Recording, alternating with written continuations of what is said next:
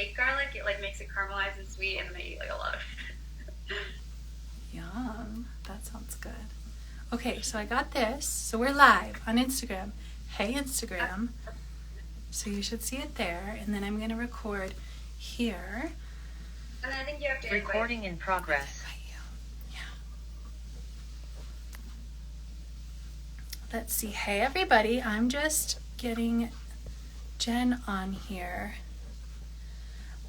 I can't add you in. I think, oh wait, if I click this button, if you click the little video in the bottom, hi. request to join, maybe? Yeah, that's the one. Okay. Yeah, click that little video plus, and then I'll click this, and I'll add those. I am feeling technologically savvy here. Look at us go. There we go. Oh, I'm gonna mute it. Mute We're this. connected on here and on Zoom now, so that the replays can go to YouTube. Okay, so let me turn this. That should be good. I hear an echo. Do you have one on your computer? Okay, there we go. I muted my computer. We y'all, we have the phone and the YouTube going. Well, the Zoom for the YouTube. So hey y'all. YouTube live at the same time because it automatically records it on YouTube live as well. Ooh. But maybe next time. Yeah, next time. I don't know if my bandwidth here in the middle of nowhere mountains could handle that either. So this feels perfect. Hey everybody, welcome to Tori calls it Saturday Night Live. So we saw Saturday Night Live. Yes, if you guys have a good day. Yeah. If you guys have any questions, hey, we love you, Jules. I'm sure, Jen, you know Jules. Yeah, right? we talk a lot. We're going to do it live soon. I would love to see that. We love you, Jules. And if you guys have any questions, put them in the comments or in that little question box. And I love to answer the questions as they come in. So we'll definitely tune into those. Welcome. Happy Saturday evening or Sunday morning, wherever you are on the globe. It's Saturday evening. It's dark as can be here in Colorado. And Jen invited me so sweetly to do a live with her. So here we are doing a live. And we're just going to chit-chat about whatever is on our hearts and whatever wants to be chit-chatted about. And I will say that I have met Jen, not in the flesh yet. I think I'm good. But I first met you maybe, how many years ago was that? When did Ted share your stuff? Maybe like 8 years ago or something like that? Yeah, it's been a long time. I went to his first health and business retreat. Nice. So I first saw you doing some contortion yoga moves with Ted Carr, whom I love and adore. And since then, I've been following you. I have 2 pages, so sometimes I follow people on different pages. The Iridology page is newer. And so it's been cool to watch you grow. And how old are you? You're young. I'm 22 now. 22. That's awesome. Yeah. How old did you think? I was thinking around there. Okay. And how old are you? 32. Okay. Exactly 10 years. Yeah. Awesome. And so sweet to what I've noticed about your journey is becoming like more embodied in your feelings and more embodied, which comes naturally with age, right? But more embodied in your experience. And I love seeing how that's reflected in the authentic ways that you share. Mm-hmm. And as we all know, the more authentic we are for ourselves and the deeper we go with ourselves, the deeper we can reflect that with another person, and they can really feel seen and can feel that deep level of compassion. And we can really support them from that deep level of feeling that starts with feeling within. Yeah. So I think we attract people that are similar to us, and there's definitely like a difference between knowing something intellectually and then knowing something by like feeling it and like really deeply understanding it, right? Totally. So I've definitely like recently been like a lot more into my heart space rather than just like my mind, which has made like the biggest difference. That's awesome. That's beautiful. When did like your spiritual path begin? Um, I've always been like rather psychedelic by nature.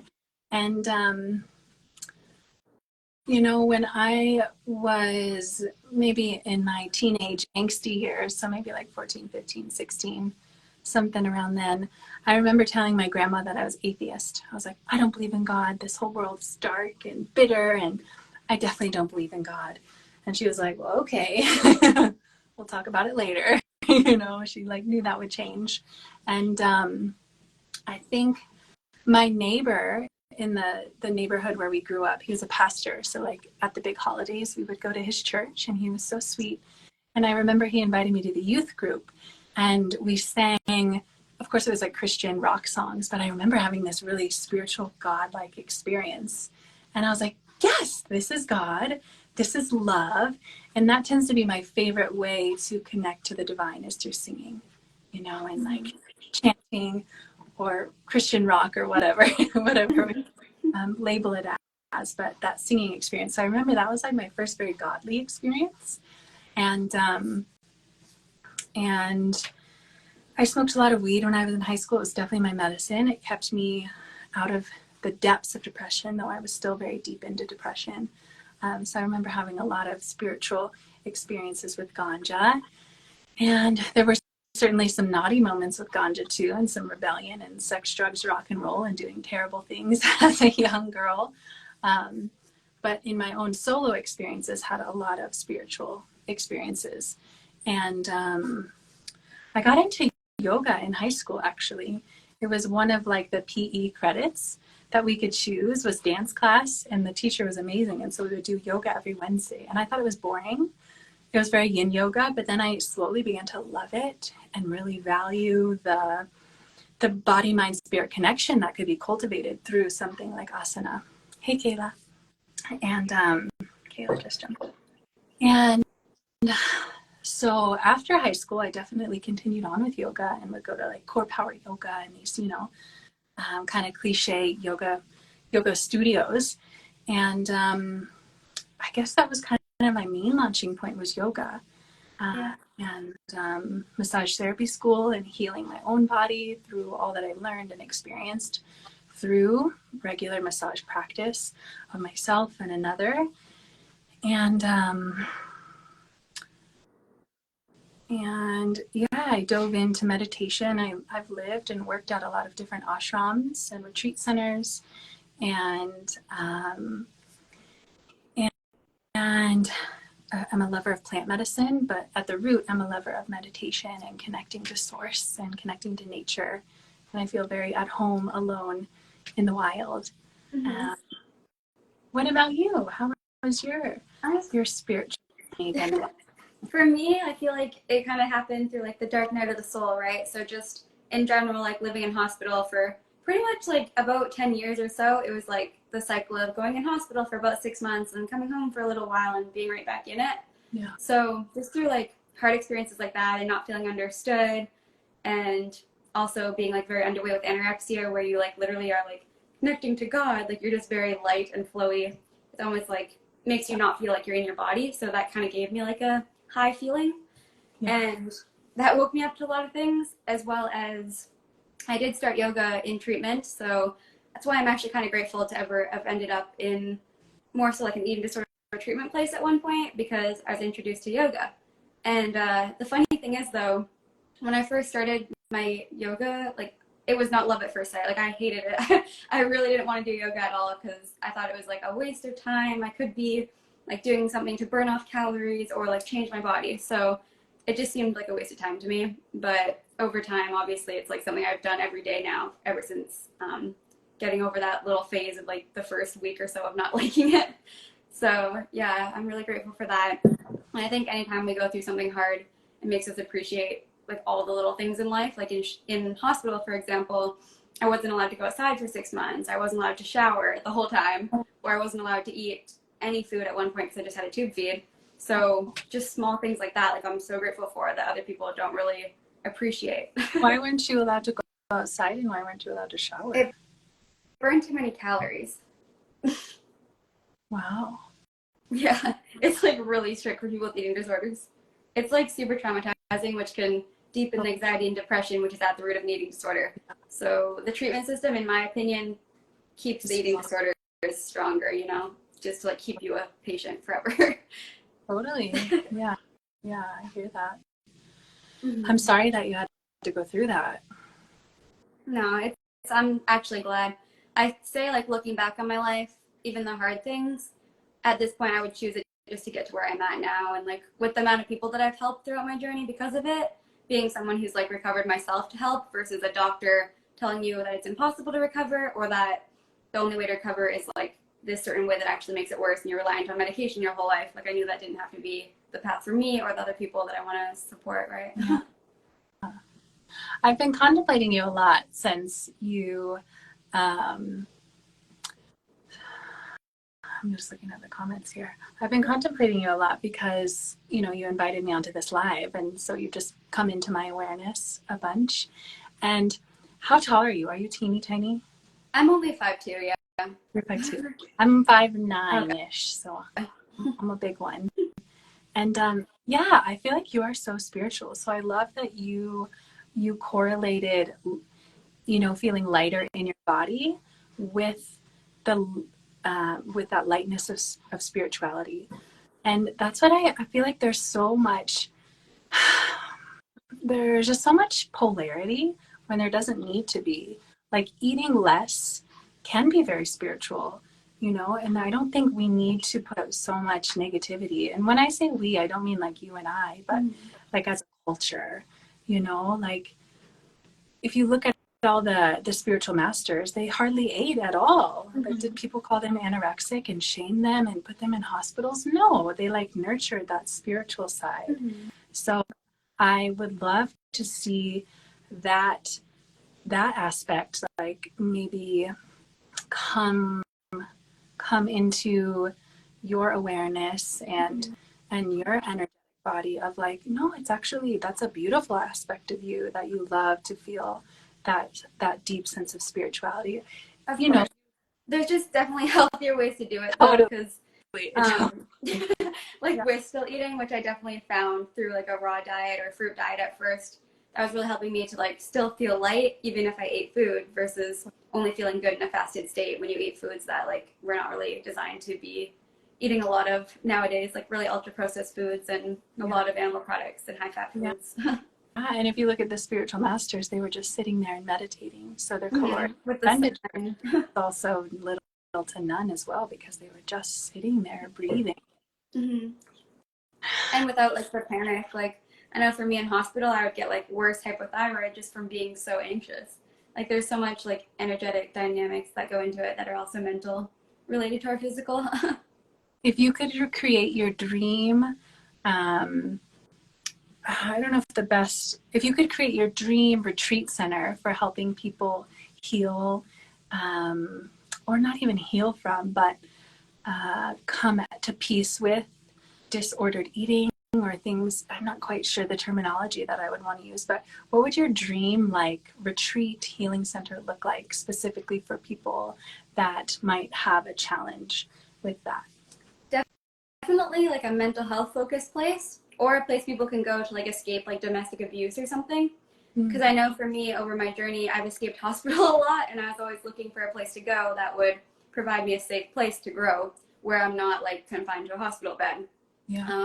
I would definitely include components of like mental health as well as like DBT therapy and art therapy, lots of time in nature, definitely a lot of fruit and like gardening, like getting connected with your food and eating together at like a community setting for your meals, possibly having staff that have like recovered from eating disorders be the people that sit with you. So you have like meal support that's peer support and yoga, fitness included, and like a lot of education towards holistic well-being and how to even like get a career after that to support themselves financially to even have money for food or whatever other currency that they can come up with that would be sustainable for like a healthy lifestyle on all levels. That's beautiful. I love that. What is DBT therapy? Dialectical behavior therapy. What is that? A lot of like coping mechanisms that are going to be healthy rather than destructive, basically, and just thinking of things Um, I don't know how to explain it perfectly. I'm definitely not the expert, but I would hire someone to do that. Beautiful. That sounds dreamy. That's Mm-hmm. so healing. And that's just the beauty of understanding what helps humans heal and come back into balance versus what doesn't. In allopathic medicine, I am so anti-allopathic medicine. I know some people are like, oh, there's a time and a place. And I actually don't think that. I think that we don't need it. We don't need them for emergency medicine. How have people done it since the beginning of time? There's always been emergencies and broken bones and all these heart attacks and all these things. So I love that vision that you had because it didn't include anything related to allopathic Western medicine. It sounds so dreamy and so healing and so warm and nourishing and friendly and supportive. I hope you create that one day or somebody creates that. So beautiful. It's unfortunate that like the mainstream medicine is what it is now when it would have been like natural medicine to begin with, right? That should be what's mainstream. Totally. Yeah, when people call natural medicine or alternative medicine, I'm like, no, no, the other way. Mm-hmm. It's always been the medicine. This new age allopathic Western snake oil medicine is the alternative medicine. Mm-hmm. Have you found fruits to be healing on your journey? I love fruits. My favorite food in the entire universe is durian. Oh. If you want to sweet talk me, give me durian. Mm-hmm. Durian is my love language. I have found everything to be healing on my journey. I personally am a very fruity person, and I think that is that lightness, spiritual aspect that you and I share. Mm-hmm. I really tend towards fruitiness and lightness. There's definitely been times where fruit maybe hasn't been helpful, but those have been minimal. I certainly don't eat all fruit. And when I did eat all fruit, period, I didn't feel good. And, I didn't, it's interesting with Instagram because there is a really strong, there's just really strong kind of groups or cliques almost on Instagram of like fruitarianism or raw vegan or carnivore. And that was not the way that I learned. My teacher taught me to eat plant-based because for spiritual reasons and healing. I don't think that animal products are healing. They can be nourishing if used appropriately as medicine, but they're not really a healing, like, healing for the blood or healing for the lymph or healing for cysts or tumors and things like that. But they can be nourishing if used medicinally. But my teacher actually taught to very rarely have fruit, especially an abundance of fruit, because she felt like it could create too much yin in us, too much coldness, too much dampness, and didn't have enough minerals, especially for women, right? So I actually learned a very different approach than the Dr. Morse and like Dr. Graham and like those ideologies. I've never actually watched a Dr. Morse video. I've never, Doug Graham seems so sweet, but I've never read his books or anything like that. You should definitely read his book. I love the 80-10-10 book. I don't really feel like I need to. No. I feel like I know my body so well and I understand people's bodies really well. And I see, the 80-10-10 for sure. Humans need. Well, I think the 80-10-10 thing is a good like system. It's a good way of organizing. And so at some points, it might not be 80-10-10, right? If we're pregnant or breastfeeding, it better not be 80-10-10. There better be a lot more fat and protein. Or if we live in different climates, like where I'm at 7,000 feet, right? Sometimes isn't dampness a good thing? Well, the dampness that I'm referring to isn't necessarily like moisturized or moisture or hydration, but dampness meaning like the basement mold and mildew that's like wet and damp, like the dark, musty, where bacteria and viruses and molds kind of come out of balance. So that was more of what I was referring to with the dampness. There's a question too about like what 80-10-10 is, and it's like 80% carbs, 10% protein, 10% fats. And just for women in particular, sometimes like 30% fats can be actually a lot more like healthy for that person. Or if they have to put on weight, or an athlete and just need some extra calories and are too full to eat that much of carbs, right? Yeah. Yeah. And it's so, I don't ever believe in any one way of eating, right? Because we are so different. Even you and I are different. Like, we live in different climates, we're different ages. I have a child. I never sleep. I never rest, right? I live at 7,000 feet. It's so bone dry outside, and a child is going to need something different. A male is going to need something different than a female. And is it winter? Is it summer? Do we live in the tropics? Do we live in the desert? Right? Have we just gone through a big trauma? Or are we going through a big awakening? Right? There's so many different elements that make food so individualized, right? And in the end, food should be natural, right? Food should be effortless. Didn't really have much thought around food.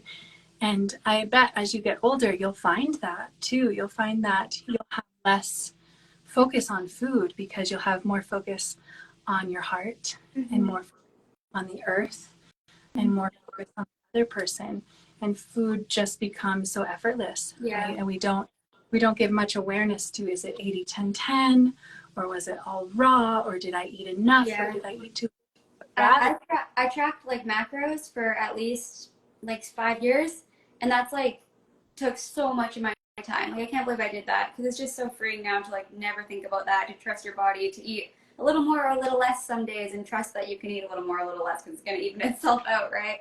Yeah. And with girls in particular, like, you might gain 10 pounds just in one day from just the amount of food or water in your system, and even throughout the month on your period. So it's like such a normal thing, and it's really not good to be super hyper focused on that. Yeah, and humans aren't designed to be hyper focused on food, right? We're designed to be hyper focused on our hearts and taking care of our loved ones, and taking care of the earth.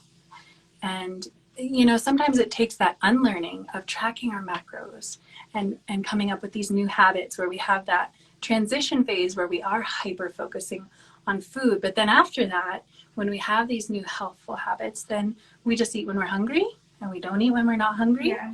And we pay attention and make sure, like, did I get enough iron? Did I get enough calcium? Did I get enough vitamin C? But really, that comes from that place that you're talking about, like your body. Your body tells you, rather than mind.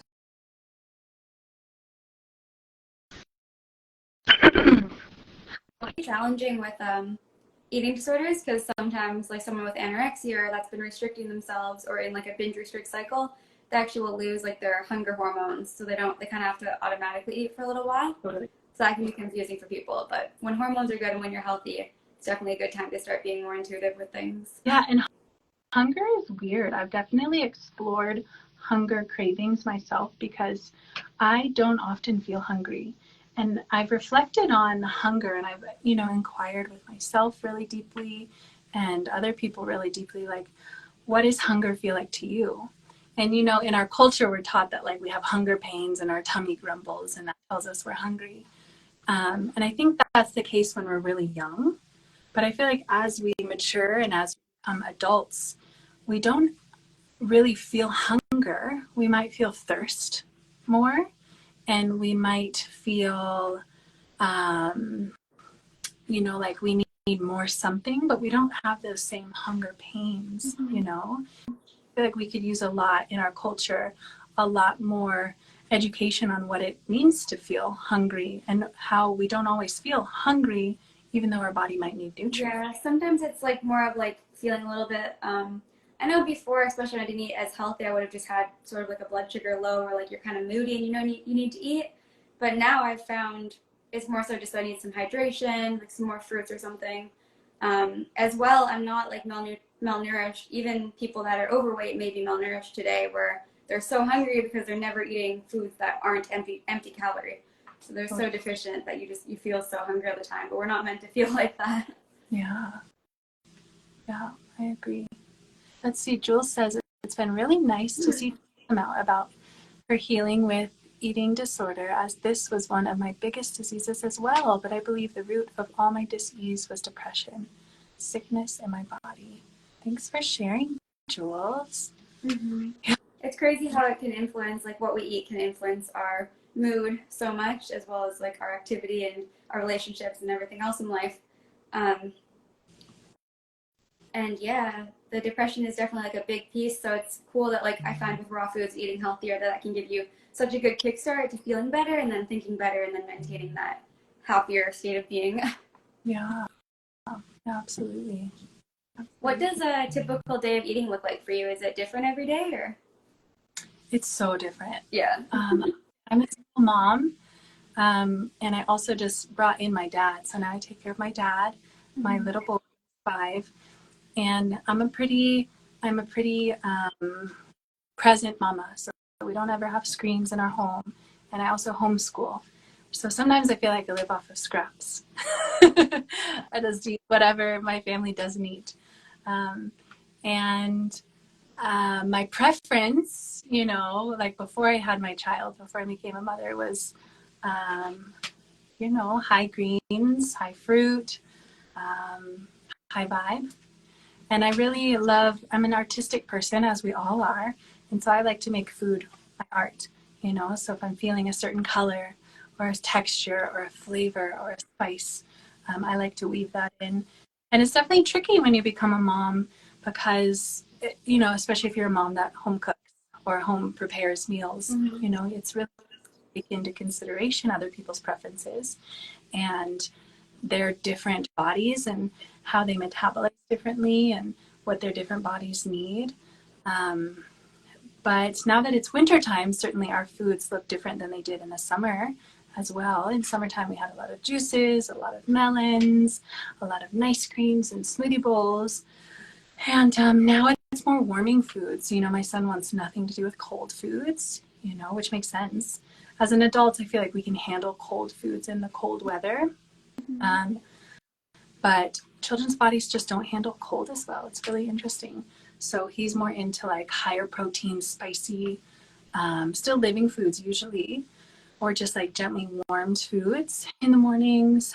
And we love soups and different homemade breads and crackers that don't have gluten in them. And I don't really have a typical day of eating, especially with the recent season change. I think eating seasonally is one of the best ways to prevent deficiency because the earth is giving you exactly like that nutrient that you need at that time of the year, right? Of course. Yeah, and that's what brings us into the most connection with the earth, right? Which is what we all need, which when I say the earth, I mean nature, right? We are all nature, and we forget that because we are in front of screens and want instance. Yeah, if we hurt the earth, we're hurting ourselves, and people don't seem to get that. Not everybody anyways. Lots more people though. Yeah. But sometimes people get it and they still don't do anything good about it, which is unfortunate. So hopefully the more people that actually are being the change, then more people will start to understand that they have all the power, like it's up to us to change. We are the power. Yeah, and those of us that feel the earth speaking through us, right? We actually need to speak louder. I feel like nowadays, like if we're aware of the destruction that's happening in the Amazon, or if we're aware of the damage that glyphosate does to the flora and the fauna in our bodies, if we're aware of what monocropping does, like we really have to speak loudly about it and like use this platforms like this, like use some posts to speak for the earth, because she speaks very clearly, but some people don't quite have that language and, they don't have that language quite fine-tuned in their body, mind, spirit. So us that do feel the earth and the earth's needs, we do need to speak and continue to speak. I believe the universe would speak strongest and loudest through those who have its best interest in mind, right? It wants us to care for it, and if we can care for it, it can care for us better. Yeah, absolutely. What brought you to mushrooms in the past, and how old were you? Like magic mushrooms? I've only done mushrooms a couple times, maybe like, maybe more than that. Mushrooms are not my magical medicine of choice ayahuasca Okay. is. But yeah, mushrooms, when's the first time I did mushrooms? I don't even remember. And I don't remember how it came to be, but they're nice. I've eaten them in a long time. Mm-hmm. Was it a But ceremony that you went to, or like really casual?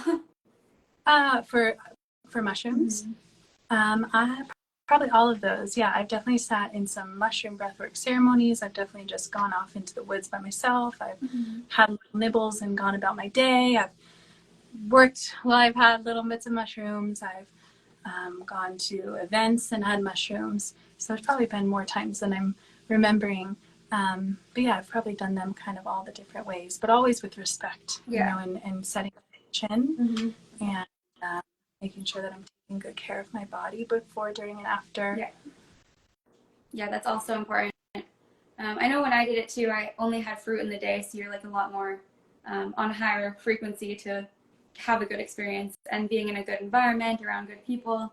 And of course, yeah, setting the intention and really respecting the medicine. That was very clearly stated to me before doing them. Good. Good. That's beautiful. What was it like for you? What was like a benefit? Or have you had maybe a negative experience or With mushrooms, with any medicine? like a psychedelic plant medicine. Mm-hmm.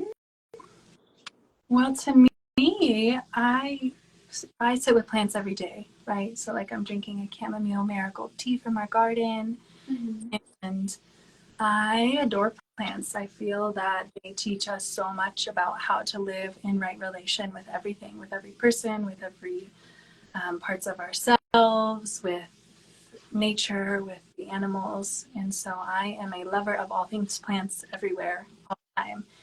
And I know that these certain plants or plant combinations have been put upon this earth and carefully formulated by ancient peoples,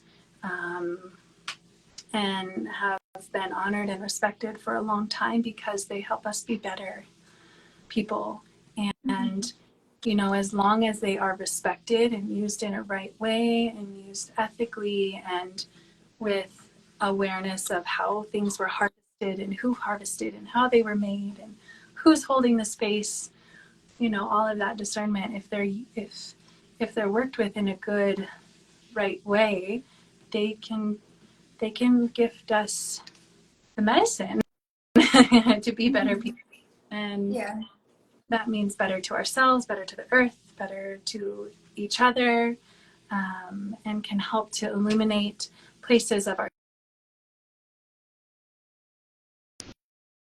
Oops. Can you hear me? Yeah, it's good. Yeah. And so these plants can help us to illuminate parts of our subconscious mind, right, that we might not have known about or remembered or became aware of without their amazing mirror. I found it really brought me into like feeling, and it brought me into like a calm nervous system. It also seemed to like rewire my brain out of like anxiety and depression and back into more of the present moment, and just able to see beauty a lot more, without like your ego getting in the way and being like more into your feminine and more into your heart. That's beautiful. Is this a ceremony that you did recently? Yeah, I only did it for the first time recently because I've always been very against like drugs and alcohol because I had like my first boyfriend when I was like around like 11 or something. He actually killed himself, and that was kind of due to like being addicted to drugs and stuff. So I've always kind of like feared it or had that like negative condensation around Yeah. it.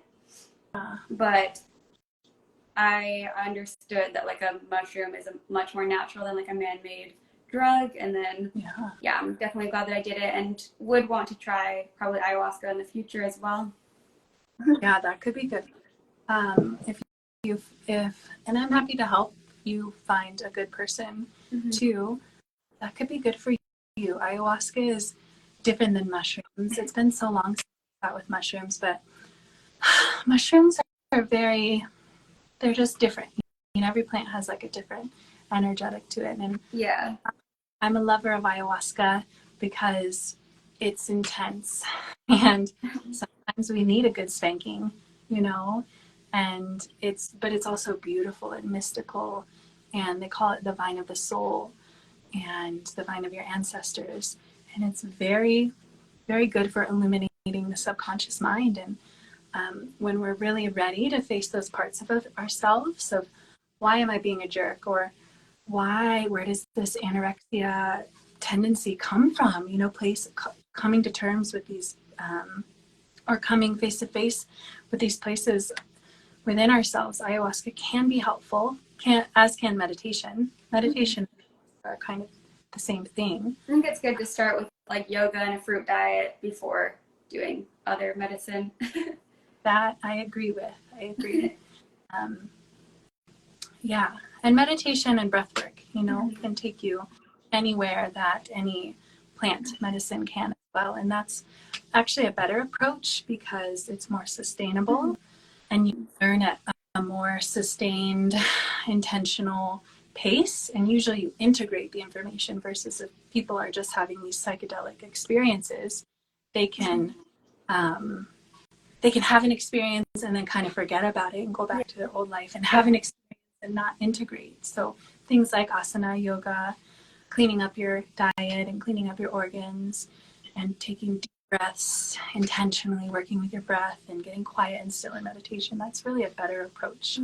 And if you do feel like, there's something more for me that I haven't quite been able to access, things like ayahuasca, when used respectfully and in the right way, can be super, super helpful. Now, I will say, with something like ayahuasca, it's super over harvested these days. You know, it's becoming the Westerners' like experience, right? And so we do have to have a lot of discernment with who's growing it and how is it harvested, and have so much respect for each and every drop of it. It's not like mushrooms. Ayahuasca takes like 40 years to grow before you can harvest from it, versus something like mushrooms can grow pretty quickly.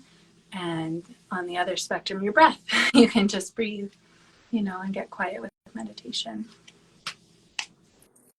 Yeah.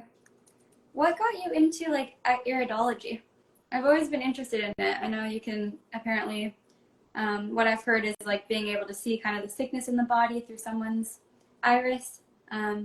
What got you into that? It was interesting that you said that you haven't watched Dr. Morse, because I thought maybe you were certified through Dr. Morse's program. No, I know nothing about Dr. Morse, really. Yeah, I know a lot, but I don't. Yeah, I'll just leave it at that. So when I graduated from high school, I knew that I wanted to go to massage therapy school because I wanted to create peace in the world. And I knew that if somebody had just gotten a massage, they wouldn't be angry and they wouldn't go to war. They would create peace. So I decided to study massage therapy. And in massage therapy school, I knew that I needed something else. And I asked my 4'9" pathology and reflexology teacher, who was so just like pure skin, bone, and muscle, and she only ate sprouts that I saw. I asked her what I should study next, and she told me herbal medicine. And so I quickly researched that same day and then enrolled in my natural medicine school.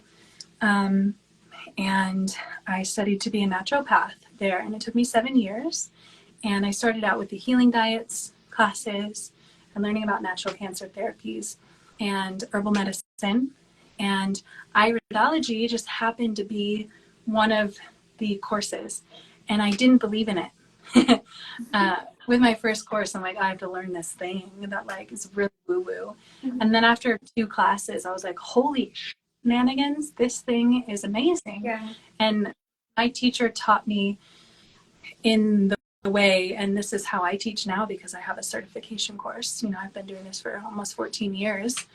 She really had us learn iridology through our own eyes.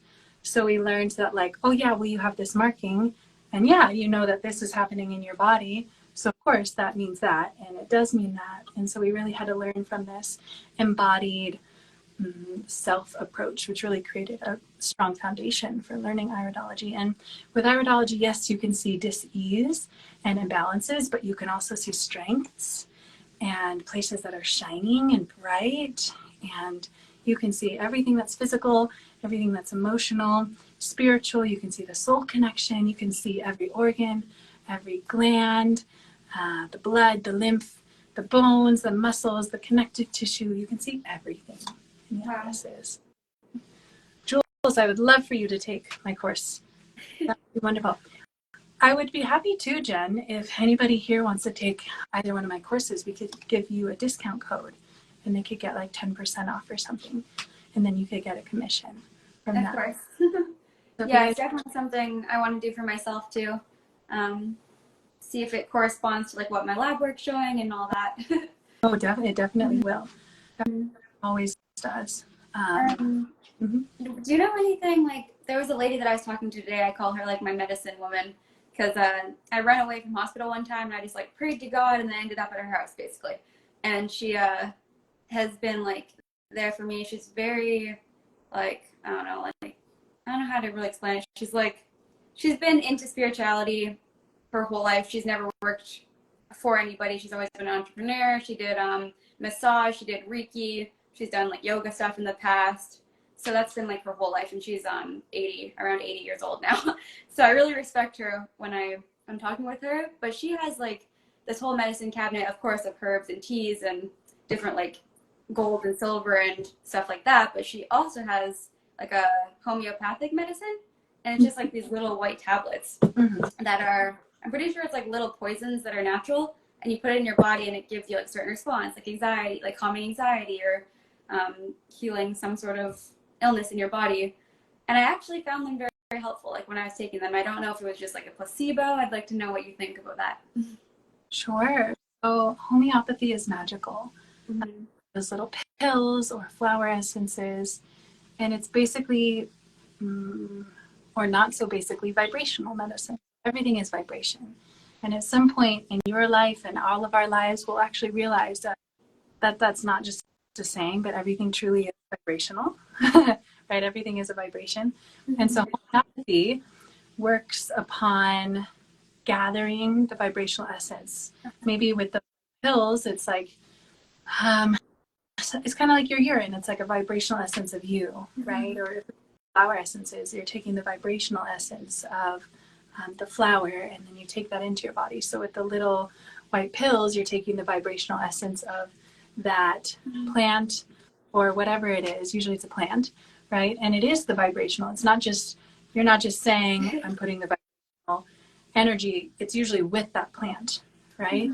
And then they have the mother, and then they, kind of put it into the little white things, right? And they're nice because it's a tangible vibrational essence, something that you can feel and take. And so the founder of flower essences, well, not the founder.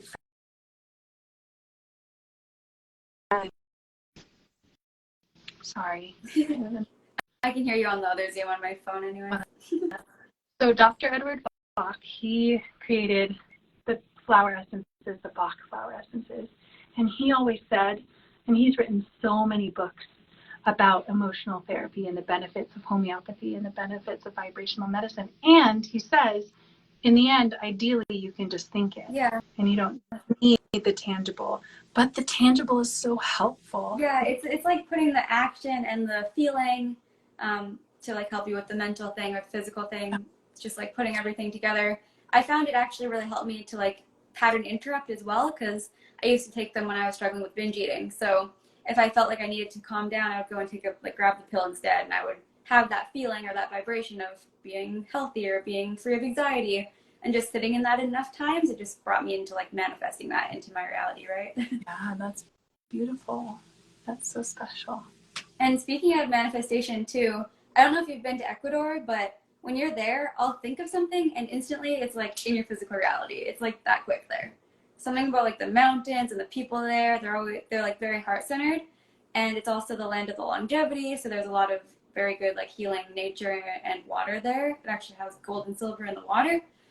And yeah, there was a time where I was walking and talking with a friend about getting like a fruit forest there. And then instantly there was this guy that was like, oh, I'm selling my land. Or there's a time where we're thinking of a certain person and then they were just at the restaurant we went to. So it's very interesting how things work there. That's beautiful. Have you been?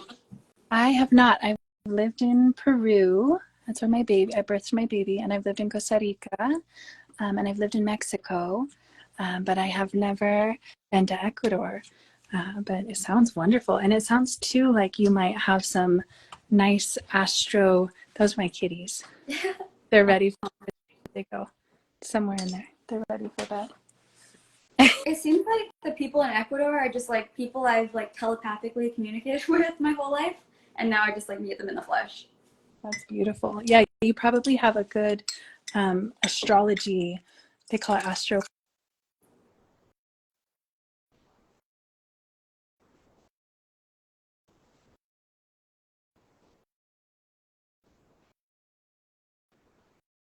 There's oh, frozen. What did you say about I have a good something?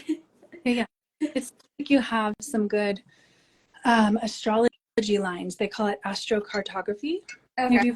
It sounds like you have a good astrocartography. I could show you how to look it up if you ever want to learn. Do you know your human design? I do. What is it? I am a self-projecting or self-projected projector, a 1-3. Okay. I'm a 6'2". Oh, awesome. It's like the rarest one. But recently I've met a couple people that have it. My son's father is a 6'2", and my son's father's wife is a 6'2". So I have a lot of experience with 6'2s. And all I can say about that is that it gets easier as you get older. Yeah. It's definitely a hero's journey path. It's the role model hermit. Yeah. And it's tricky because you really are a hermit. And what's you said a manifesting generator, or what did you say? Yeah, I'm a generator. You're a generator, okay. Well, that's helpful. That helps to kind of balance.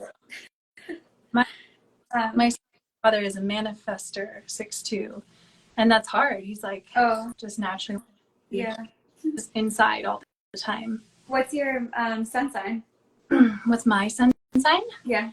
In Western astrology, I'm a Gemini. In Vedic astrology, I'm a Taurus. So my birthday is June 2nd. Okay. So one day. I'm May 31st. Oh, cute. So yeah, also Gemini. Probably That's why we have the fun energy. I feel like Geminis are very good with communication, which we clearly like to talk, and they're also good with like they want to have fun. I know Ted's actually a Gemini too. Mm-hmm. Yeah, he's June 3rd. Or June 3rd. Yeah, my dad's same birthday. Nice. Well, so in Vedic astrology, you're a Taurus sun, I believe. In Vedic, that would make sense. a little bit tilted, and I like Vedic astrology. It's nice. It feels a little more accurate. In Western astrology, I'm a Gemini sun, Taurus rising, Aquarius moon. But then in Vedic astrology, I'm a Taurus sun, Taurus Capricorn moon, and that feels more better to me. And I've had a lot of Vedic astrology. Do you find it's pretty accurate, like who you get along with? I know Geminis are supposed to get along with like Aries and Aquarius and Libra. Do you find that you know any of those? I don't know anything about who I get along with as far as astrology, but I do a pretty good job of getting along with everybody. Do you feel like you know a lot of like Aries or Aquarius or Libras? Yeah. Yeah. I think my son's a Virgo. Or it depends upon the system. Yeah, I mean, I get along with everybody though. Do you know your Myers-Briggs personality type? No, I've never heard of that. Oh, okay. Yeah, that one's just like a personality test. It goes by like INFJ, ENFP. I don't know if you've heard of it. Not yet. It looks like somebody's having like a whole conversation. Yeah, I've noticed. I feel like I'm going to offer him a call after so I can talk with him personally because that's a lot to answer. Well, let's get to it. Okay, for me, I have trust issues. Whole life had been effed over by the people closest to me, which is so sad, or something relative to that rough life. Most people couldn't handle it, but I get along with anybody. I don't make a shit up. Probably a personal call. and I get up. It's in the country boy, so I can get along. Well, I didn't quite understand you, Justin, but thank you for opening your heart to us. And, you know, the medicine is just being kind to ourselves, being humble and being compassionate. And that starts with ourselves, right? So it sounds like you're really coming into the compassion for yourself, and that's really out with other people. So that's beautiful. Do you have any travel plans now, or you're really happy where you are? Where are you staying right now? I live in the Rocky Mountains, close to Boulder, Colorado. Oh, wow. Have you ever been to the hot springs, Fairmont Hot Springs? No. Is it kind of near where you are? No? I don't know. But probably there's, you know, the Rocky Mountains are big. Mm-hmm. And I've definitely been to some hot springs here in the area. And no travel plans because I'm a mom, single mom, and I take care of my son all day, every day. And now I take care of my father, who just had a major surgery, unfortunately, and my two cats and my dad's dog. So I think it would be almost impossible for me to travel. But I dream about eating durian, so one day soon. Yes, definitely we will meet in the tropics one day. Feasting over durian. Yes. I'm actually going to a Fit Shorties retreat in June to Thailand. I'm so happy for you. I cannot, that has been like my dream. Like I've binge watched their stories in the sun. Yeah. There's so many unique fruits and it'd be right off the tree, like crazy good. I'm so happy for you. If I didn't have a child, I would be there for sure. Yes, one day for sure. We will plan to go at one of their retreats or do our own retreats. Who knows, right? Great. That sounds great. Just send your in the comments. I love it. I don't think I can read all of your things though, but you want to go on the retreat. That sounds awesome. Should we look at these questions here in this little question box thing? Sure. There's 7, but I can't pull it up. There's no questions, but I saw 7. Yeah, definitely let me know when you want to travel and you can visit Ecuador because it's a beautiful place. Yeah. I don't know. It said there were 7 questions, but now I don't see any. So, Becca asks, "What retreat is this?" Becca, it's this adorable couple. They have 2 kiddos, but the kiddos don't come to the retreat. Even though I wish there could be a kid-friendly retreat. And they're called, what is their Instagram? Fit Shorty. Yes. Just Fit Shorty. Mm-hmm. Okay. And their page has blossomed, and they started out by just sharing like really rare fruits. Yeah. And so they have these retreats now where it's just like endless piles of buffets of durian and these rare exotic fruits that like all you can eat. There's never an end to it. So much beautiful abundance straight from the tree, like the highest quality. Yeah, I love that people would go just to like try a unique fruit, but then they might actually experience the benefit of like a raw diet and carry that on to a healthy lifestyle. It's a great way. Totally. And yeah, the people who run it are big fruit heads and travel all over, so they really know like where the best of the best is, and so they're places where they do their retreats. Have you ever hosted a retreat yourself? Yeah, I've hosted a lot. Yeah. What did you do for like your main contributing component? I've done a bunch of different ones. The most recent one I think that I did was when my son was just under a year, or right around a year old, and that's when I lived in Costa Rica. And it was just like a mom's and kids retreat. We so fun. Raw foods, and I lived at a permaculture farm when we were in Costa Rica. And yeah, I'm definitely going to Costa Rica soon.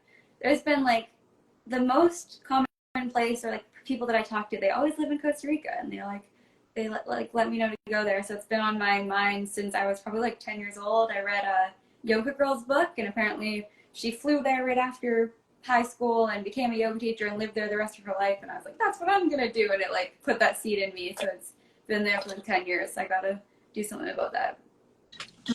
Yeah, it was a vibe. The only reason I moved away is I was postpartum and I needed people, and I didn't have people there. When you have a baby, you need lots of love and support, and I didn't have that there, so I moved back to the States. And you where I could. That like during your pregnancy, you actually were craving some animal products. or? I ate a lot of meat when I was pregnant and postpartum. And, you know, I had actually a very challenging pregnancy and postpartum. My son's father was, it was a very new relationship. It was a conscious conception, but it was a very new relationship. And so there was a lot of turmoil. And he was quite emotionally abusive and verbally abusive, never physically, but it was a very challenging time for me. And we decided to move to Peru when I was pregnant. So it was a lot of ungroundedness. Okay.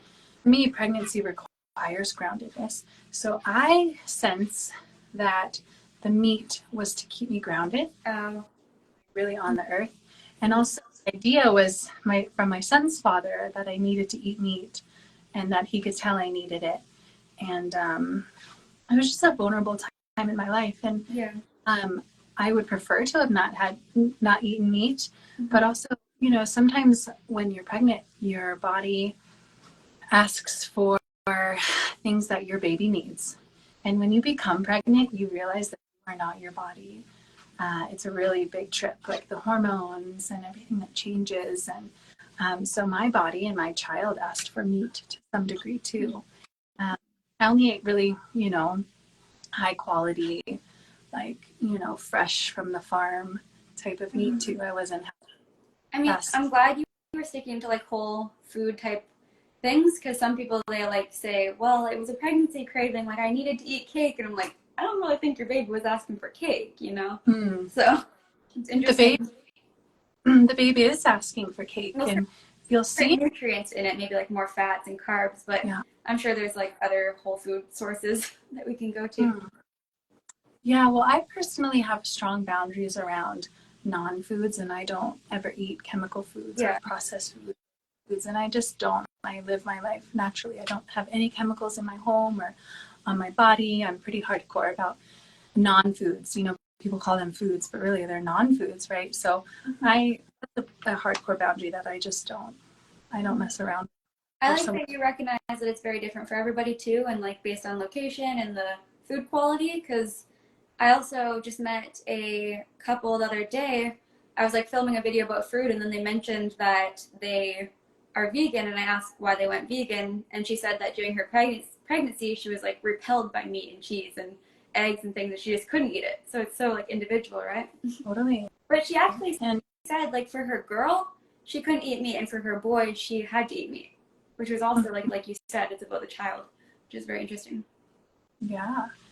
We can't know another person or another soul's karmic path and karmic journey, and that what is the evolution of their soul. And when you become pregnant, you take in the energy of this new soul that's coming into the world. And it's a trip. It's definitely a trip to be pregnant. It's beautiful and very psychic. You feel the other soul's path, you know, merging with yours, but also it's separate than yours. Yeah. Becca says, my skull fracture repelled me from meat and chemicals and processed foods. That's great, Becca. Very good. It's interesting with eating disorders in particular. When you're in hospital, you actually don't get a choice of like eating animals or not. It's kind of like you have to be eating meat if you were a meat eater, or maybe vegetarian, but never vegan. I just always found that interesting because they're not really respecting that person's like ethical stance or spiritual beliefs, right? Which can be pretty detrimental in itself. Yeah, that sounds very flawed. Sounds very traumatic. Mm-hmm. Have you worked with anybody that has food issues or any sort of past with eating disorders? Yeah, lots of people. Yeah. And do you recommend like more so like a balanced approach with those people? Always. The approach should always be balanced. That's the thing that's useful. But I work on a very individual basis with people, and you know, I have a good knack for maybe seeing where the growth potential is, and I have a really good listening ear. So I haven't necessarily found a common thread other than balance and listening and meeting a person where they're at and finding where their next best step is. Exactly. yeah, letting them have like the foods that they're comfortable with while also like encouraging them to make those options that we know are going to be even more beneficial. Yeah, absolutely. Mm-hmm. Yeah. I know like one time when I messaged you, I was asking about fats because at the time, like I went 3 years eating no fats, like no fats, like no nuts and seeds, not even eating avocados, and I did not feel that good. But I just thought it's like what you needed to do in order to cleanse. A lot of people get the wrong idea too that in order to cleanse, you need to like lose weight. When in reality, you could cleanse your body while putting on weight if you eat like clean sources of calories. What do you think about that? Well, I would answer your question with a question. So it's, well, where did you get that information? It probably wasn't your own body. Mm-hmm, that's It was true. an outside source that was a little bit dogmatic, and it probably didn't come from your own body telling you. It came from the outside. Yeah. So anything that comes from an outside source isn't going to be what's best for our body because our body tells us. Now, there's that like gray line where sometimes a guide or a teacher or a friend can help you to see what your body is saying and help you to connect with your own intuition and your own body, mind, spirit. And so that's where we can kind of dance that fine line of seeking outwardly. But the person that you seek outwardly or the information we seek outwardly should always be pointing us back to ourselves. Exactly. Yeah, a lot of people come to me and they want to be like saved or healed or freed, and I just have to help them realize like I can help you save, heal, and free yourself, but I can't do that for you, right? Yeah. Yeah. I've never called myself a healer. And if somebody calls me a healer, I correct them. I say, no, I'm not a healer. You're the healer. Exactly. Yeah, just giving people back their power. If everybody did that, we wouldn't even need, there wouldn't be so many people that are hurt, right? Yeah. Yeah. And it would help us to strengthen that intuition. Mm-hmm. And, you know, some people get a little bit annoyed when I say all of the answers that you're seeking, all the answers to the questions that you're seeking are within, but they really are. Mm-hmm. They really all are. I know there was a time in my journey though where I was told that and I was like, I'm not ready for that. Like, I don't have it. I need you. So it can be like difficult, but there comes a point where I'm like now so grateful that someone would have told me that because I did find the answers in, right? Yeah. And it's tricky because in our culture, in most of the world, certainly not all of the world, but especially the Western cultures, we're not taught how to tune into our heart.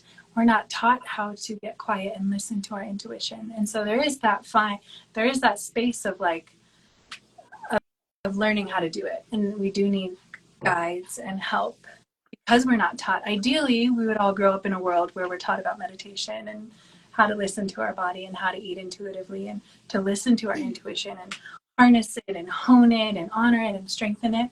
But we're not, you know, and so I help us to remember that.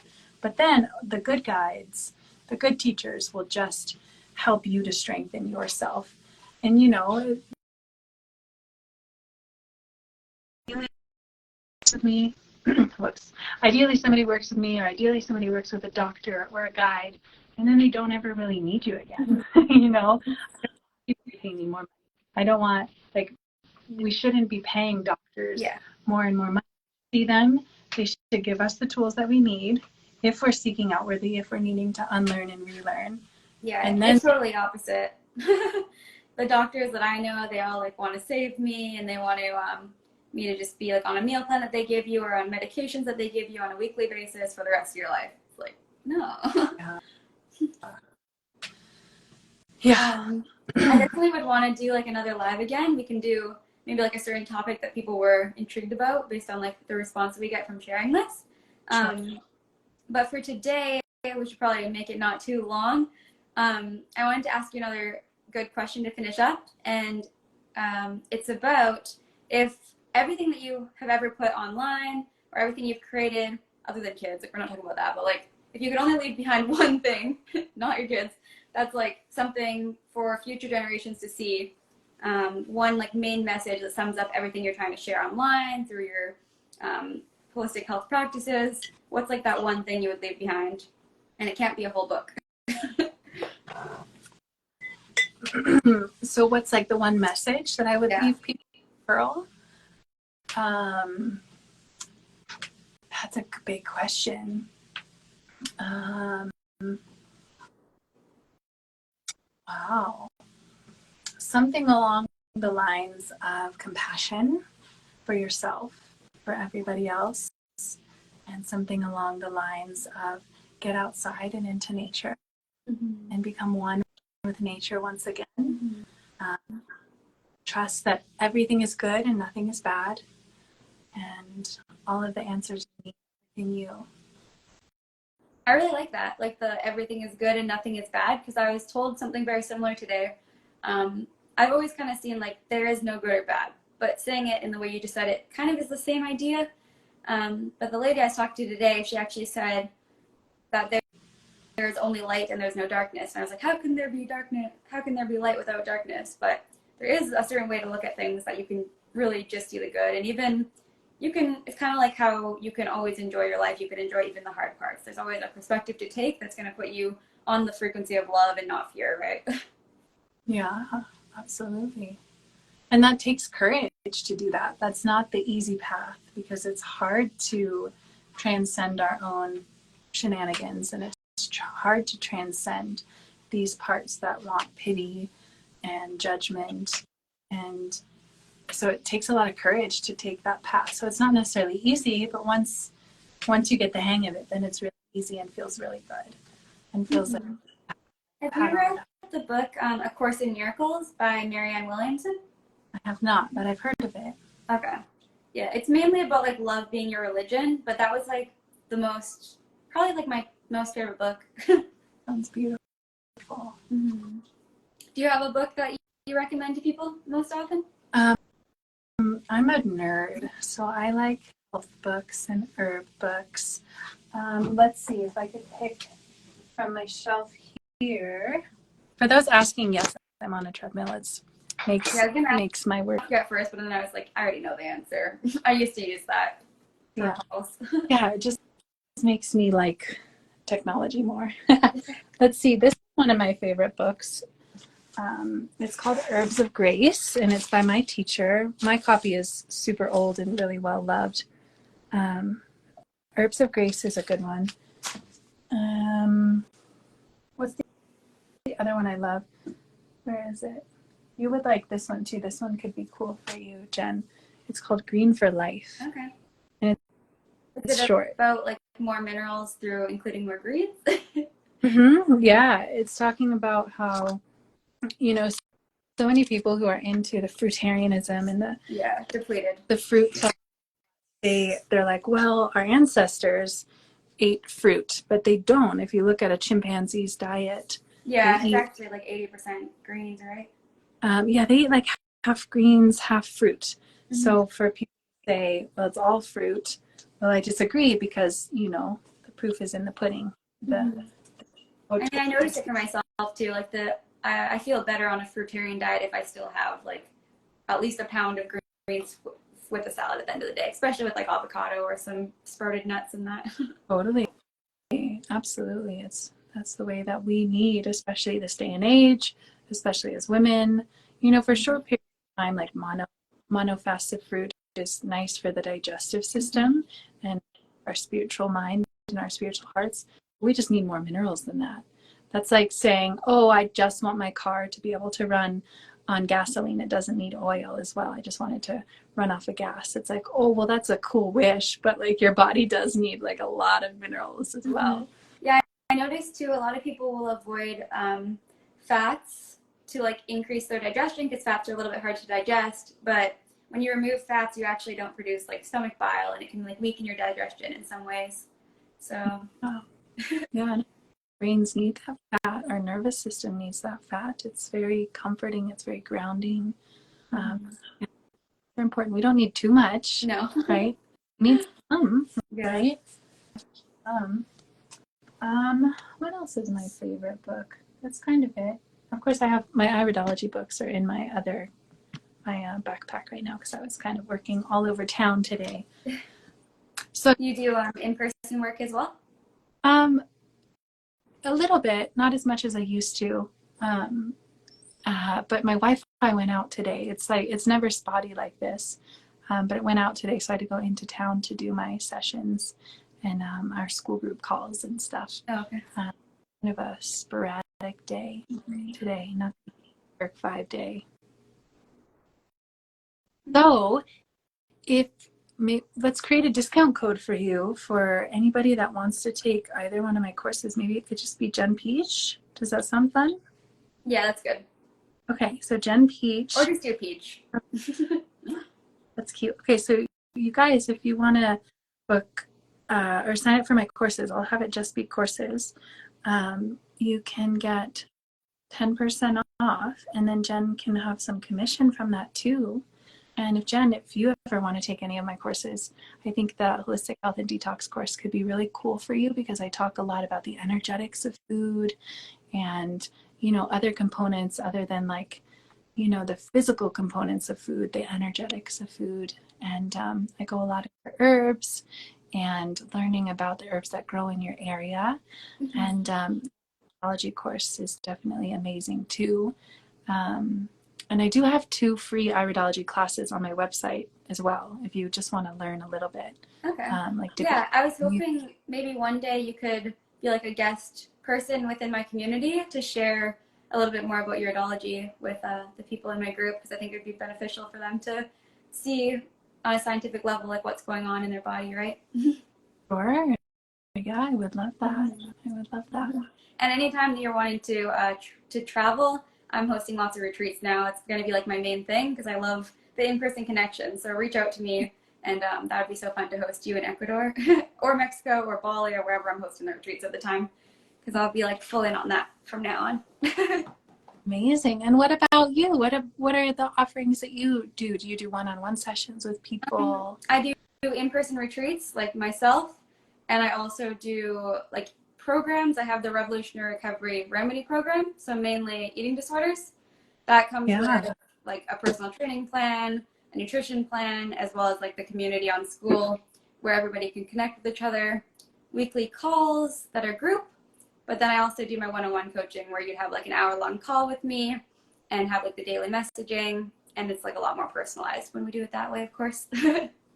Beautiful.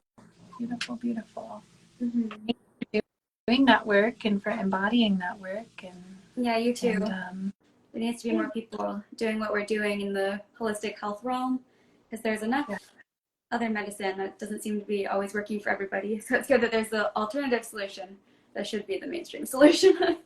Yeah, I agree. Mm-hmm. Well, it was so great to talk with you. Thank you, Becca, for your kind words in the comments too. I see you. Thank you.